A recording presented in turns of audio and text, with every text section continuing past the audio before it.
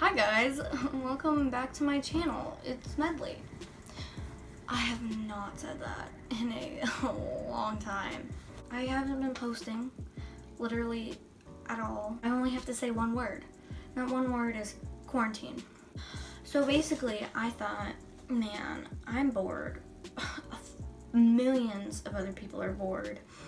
So I am going to give you a list of movies and TV shows that you should definitely watch. And you're probably going to be like, they're all the same movies. Some of them are because they actually are good movies, but others, I don't know if y'all have heard them or not. Okay, let's start with number 1 on my list. And that movie is going to be After. If y'all don't know what After is, it's about a girl that goes off to college and she meets this British dude. It's kind of like a coming of age story. Wow, I sound like my English teacher. Coming of age movie, like she learns how to do things. If you've ever seen the movie, you understand what I'm trying to say. But it's like really cute, I guess. But it's like a good movie. I would give it a 9 out of 10. And I don't give it that 10 because the ending, they left it wide open and I need to know what happens. And I know that there's a second one coming out, but like it's not gonna come out for a while because of quarantine.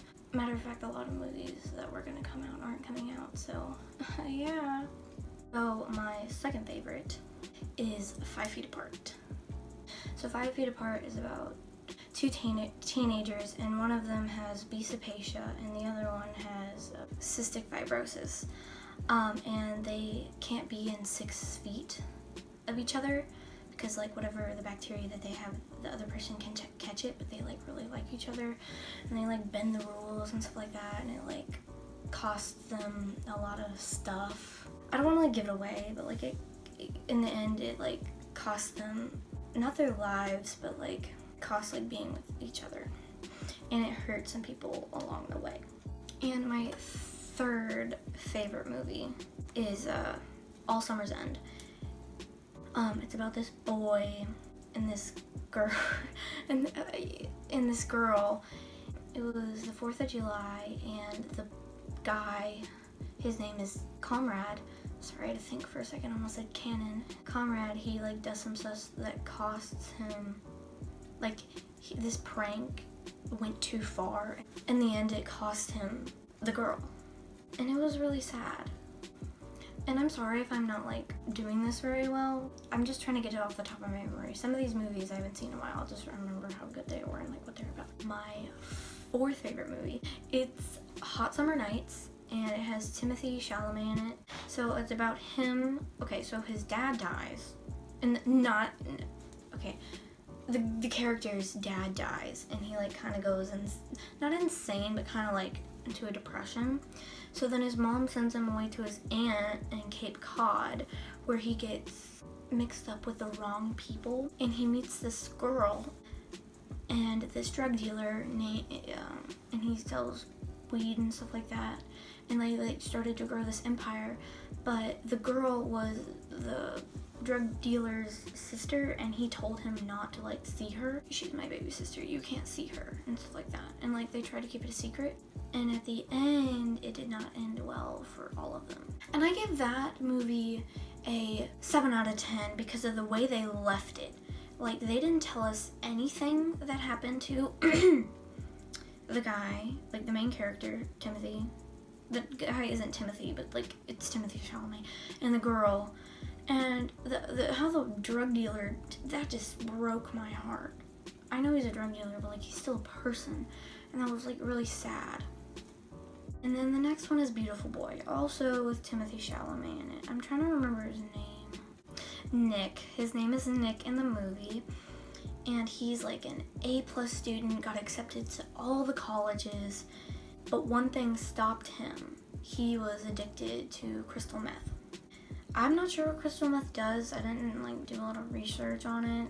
Like he was addicted to that, and it kind of ruined his future. But at the end, it's so sweet. Like the ending is amazing because you think that like, oh, this is really bad. Like how can it get any better? So I give this movie a 9 out of 10 because of how well the ending was. Like, I really applaud them for the ending. And then my 5th is The Kissing Booth. If you've never seen it, I would so highly recommend you to watch it. It's so funny. It's about this girl, and then there's a guy, and then there's her best friend, and they were born on the same day, so they're basically like twins, kind of. And then she has a crush on his older brother, and that kind of like ruins their friendship. And this is as far as my brain will let me remember what happened in that movie, because I saw that movie like 2 years ago, so I don't completely remember, but I remember it was really good. My 6th is SPF 18. That movie was something else. I give that movie a 6 out of 10 because the person that she should have ended up with, she didn't. So basically Noah Centineo was in that movie. And like at the beginning they like dated and stuff like that, and like they did some things together for the first time, and like they kind of got mad at each other, and then there was this other guy, and she ended up with him, and then he ended up with another girl, and that just pissed me off. Like, they were so perfect for each other, and whenever they didn't end up together, I literally didn't finish the movie because I was so mad. Granted, there was like 15 minutes left, but like, I watched the movie, but like, I didn't watch it because I was so mad. My next one is You Get Me.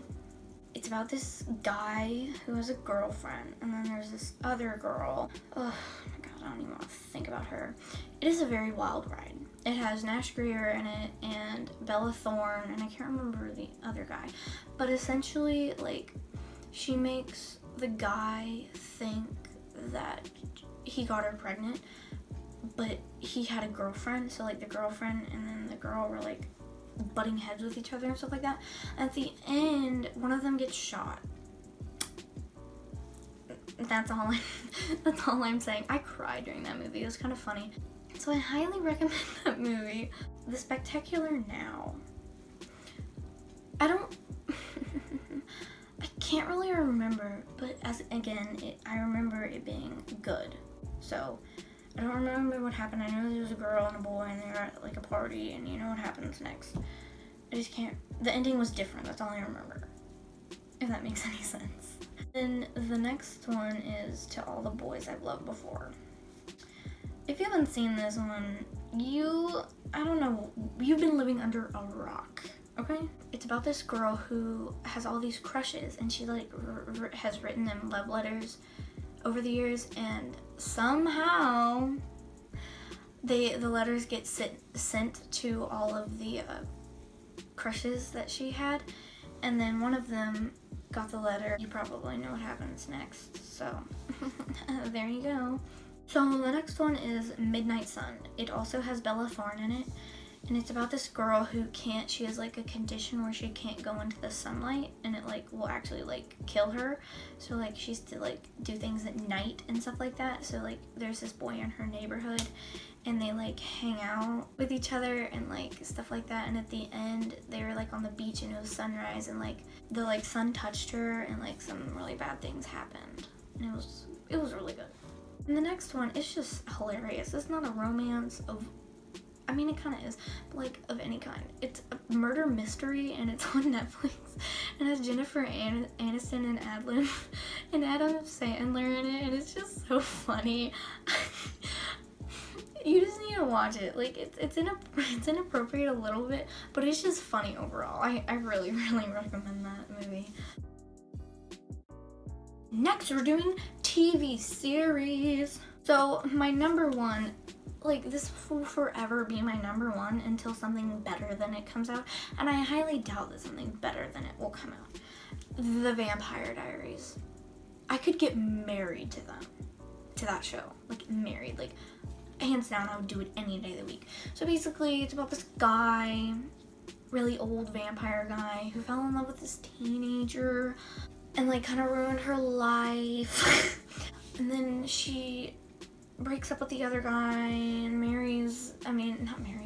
and likes the other brother, and then they start dating.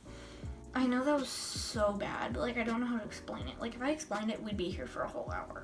Okay, so that's my little rundown version of it. But I love that show. Like, oh man, Ian Somerhalder?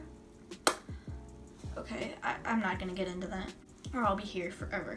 Number 2, Gossip Girl. I just recently started watching the show, and I kind of relate to it in a way because they're fancy rich kids that go to private school, and then there's this one guy who, like, all their parents, like, and this girl took them, like, so long to, like, get them to, like, a fancy school. And I used to go to private school.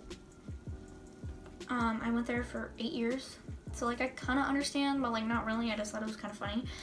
And basically they're like a competition, and they try to, like, one up each other, and there's a lot of drama. So if you like drama, that's a good one. And number 3, we have The Fosters. Every time I think about that show, I get so excited. I don't know what it is about the show, but it's just so fun and happy. Sometimes it can be really dark some other times. It's about this couple who foster kids, like, a lot. And they already have 3 kids, 2 of them are twins. And they fostered this girl named Callie. And number 4, we have Riverdale. This show is so crazy. Like, I don't, it's so good but crazy all at the same time. So basically there's this girl named Betty Cooper, and they live in this town of Riverdale where things are literally hell. I really do think that it's another dimension, but, like, the dimension of hell. I think that's what Riverdale is. Veronica's dad is Satan. So yeah, that's all I gotta say about that. Jughead, I just like Cole Sprouse in general. You know? I mean, who doesn't? Okay, moving on. We have, for number 5, we have Degrassi Next Class. It's a good show. I can't really remember, but I remember really enjoying it. It's basically about high school and, like, how high school sucks and, you know, drama, everything, huh? And then we have V-Wars.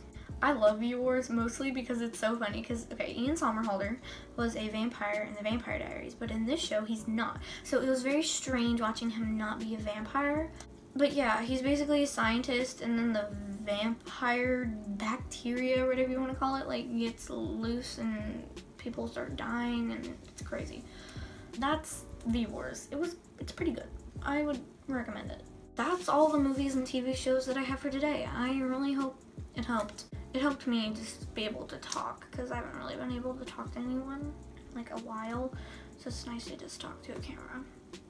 That sounds so sad. Trust me, guys, my life isn't this sad. At least I don't think so. Bye, guys.